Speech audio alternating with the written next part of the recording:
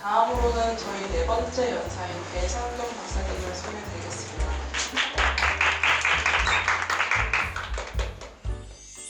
네, 안녕하세요. 방금 소개를 받은 2002년 8월에 졸업한 박사과정 졸업생 배상경이라고 합니다. 우선 부족한 저를 이 STP 졸업생 커리어톡에 초대해 주셔서 감사드립니다. 그래서 저는 앞서 박사과정 졸업생분들이 뭔가 포닥과 교수자의 정도를 걸었다면 저는 좀 다른 일을 하고 있기 때문에 STP 졸업생 중에는 다양한 사람들도 있다는 측면에서 참고해서 들어주시면 될 것 같습니다. 그래서 저에게 주어진 20분 동안 최대한 여러분께 몇 가지라도 도움이 될 만한 부분이 어떤 부분이 있을지 생각하면서 발표 자료를 만들어 보았습니다. 제 소개는 크게 세 가지로 나눌 수 있을 것 같은데, 일단 저는 여섯 명 중에 유일하게 파트타임으로 STP 과정을 이수하였습니다.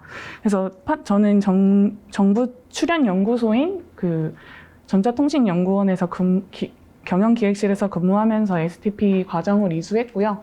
그리고 저의 전공 같은 부분도 대부분은 학사를 카이스트 공대에 나온 학생들이 많이 있었는데, 저는 문과를 전공했고, 그 다음에 석사는 기술경영에서 했고, 박사는 과학기술정책대학원에서 졸업을 하게 되었습니다. 그리고 가장 중요한 부분인데요. 저의 지도교수님은 최문정 지도교수님이셨고요. 나름 최문정 교수님의 처음 박사과정 입학생이자 처음 졸업생이어서 뭔가 약간의 자부심을 갖고 좀 더 책임감을 갖고 잘 되기 위해서 노력하고 있습니다. 네.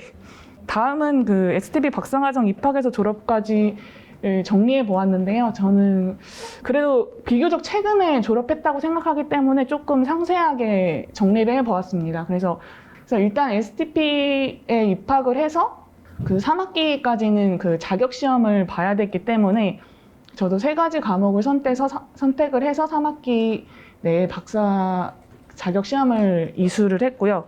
그리고 그 다음에는 4학기 내에 프로포저를 했어야 됐는데, 저 같은 경우에는 4학기에 하기는 좀 버거워서 1년 정도 연장 신청을 한 다음에 6학기에 프로포저를 했습니다. 그리고 그 다음에는, 프로포저에는 제 박사과정은 크게 3개의 독립된 연구를 엮어서 한 연구였는데, 첫 번째 샘플 챕터를 다 완성을 했고, 그 다음에 인트로덕션도 전체 박사과정의 학예 논문을 어떻게 구성할지에 대한 것을 전반적인 내용을 다 완성을 하고, 어떤 짜임으로 어떤 구성으로 할지에 대해서 정리를 해서 프로포저를 했습니다. 열심히 다음에는 코스학이 끝났기 때문에 박사 논문에 집중을 해서 열심히 논문을 작성하였고, 2021년 9월, 그러니까 딱 5년 차 되는 학기에 처음으로 박사과정 학위 논문 심사를 도전했었는데 실패를 했습니다. 그래서 약간 많이 좌절을 했었는데, 그래도 다음 학기에 바로 도전하기 위해서 열심히 또 논문을 썼고요. 사실상 메인 챕터 3개와 인트로와 컨클루전 이렇게 5개로 이루어졌는데, 사실 한 개 챕터를 거의 새로 다시 써야 됐고, 그리고 또 다른 한 개의 챕터는 데이터를 아예 바꿔서 다시 분석을 해서 적었기 때문에 쉽지는 않았는데, 그래도 한 학기 동안 정말 열심히 해서 다음 학기에 또 다시 박사 학위 논문 심사를 도전했고, 저희 지도교수님께서 많이 도와주신 덕분에 패스를 할 수 있게 되었습니다.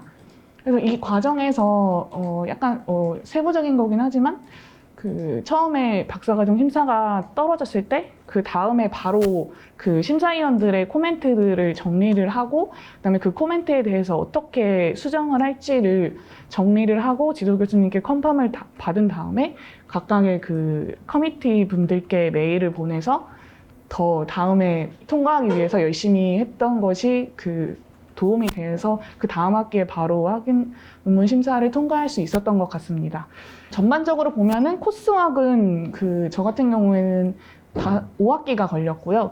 네, STP 만약에 석사에서 박사과정으로 바로 진학하게 되시면은 사실 많이 인정이 되기 때문에 박사과정 첫 학기나 두 번째 학기에는 코스웍을 다 그 이수를 하는 것 같았습니다. 하지만 저는 타 학과에서 석사를 했기 때문에 좀 비교적 좀 오래 걸린 편이어서 2.5년 정도가 걸렸고요. 그리고 학위 논문 같은 경우에는 6학기 딱 3년 정도가 걸린 것 같고요. 그래서 코스웍을 할 때 학위 논문을 그래도 앞쪽에서 조금 같이 하려고 노력을 했기 때문에 그래도 비교적 늦지 않게 졸업을 했던 것 같습니다. 그래서 저의 그 STP의 여정은 총 5년 정도, 5년이 딱 걸렸습니다.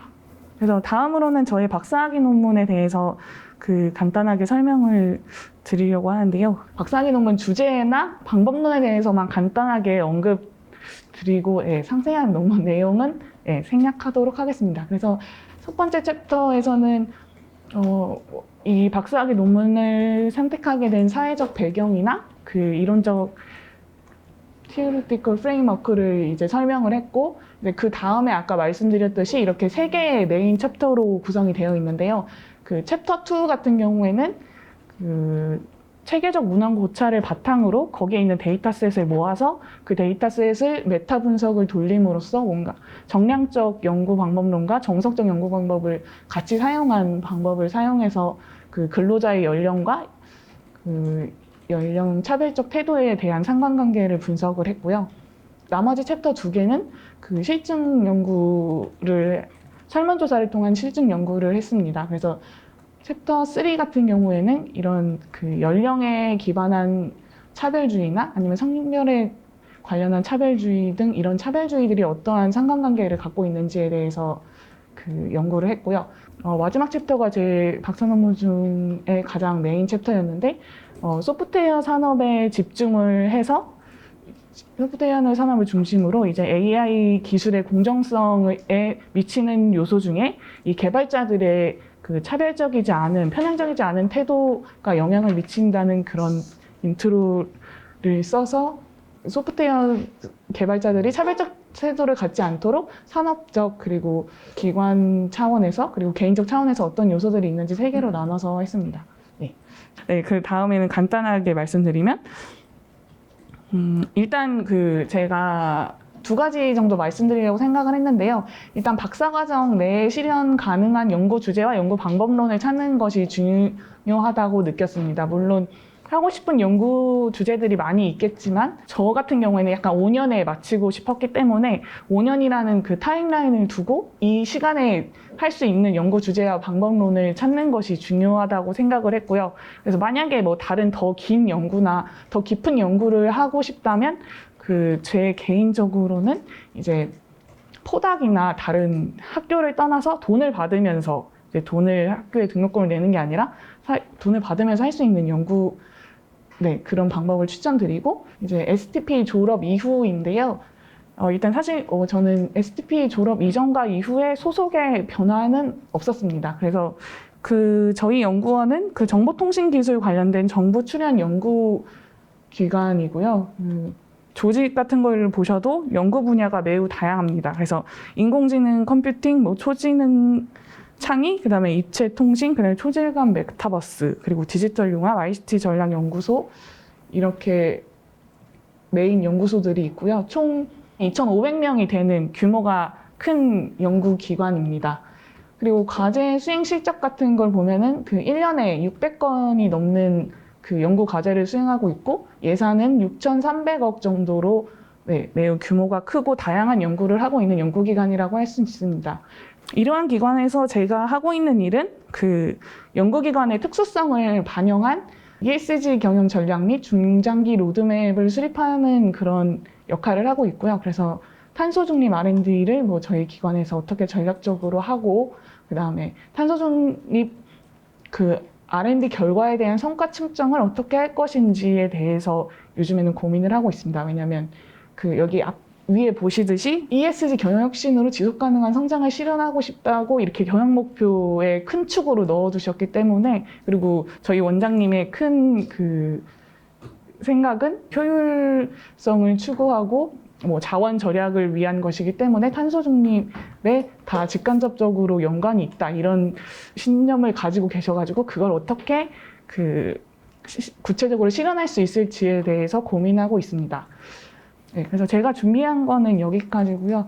네, 저도 이렇게 준비하면서 뭔가 저의 박사과정을 돌아볼 수 있는 그런 네, 뜻깊은 시간이었고 그 STP 졸업생으로서 이제 누가 되지 않게 좀 더 네, 열심히 잘 살아보겠습니다. 네, 그리고 저도 힘들었던 부분이 많았는데 사실 그 졸업을 하고 이제 또 자기가 잘 되고 하면은 모든 힘들었던 것들이 즐거운 추억으로 승화되기 때문에 이제 지금의 힘듦을 나중에 추억으로 만들기 위해서는 네, 조금만 더 힘내서 열심히 해주시면은 네, 그렇게 갑자기 몇 년 뒤에는 기억이 바뀌어 있을 겁니다. 네.